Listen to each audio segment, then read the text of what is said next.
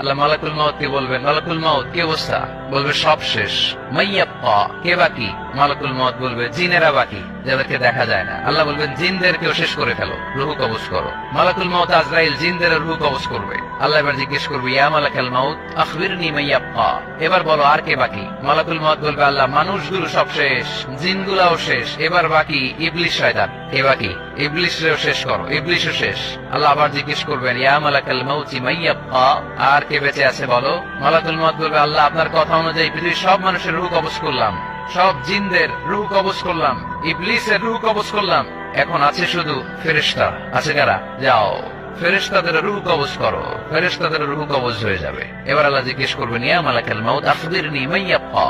মালাকুল মাউত বলবে, আল্লাহ আপনার কথা মতো ধরে ধরে সব শেষ, ফেরেশতাও শেষ, 4 জন ছাড়া। কয়জন ছাড়া? জোরে বলেন, কয়জন ছাড়া? ইসরাফিল, জিব্রাইল, মিকাইল, আজরাইল।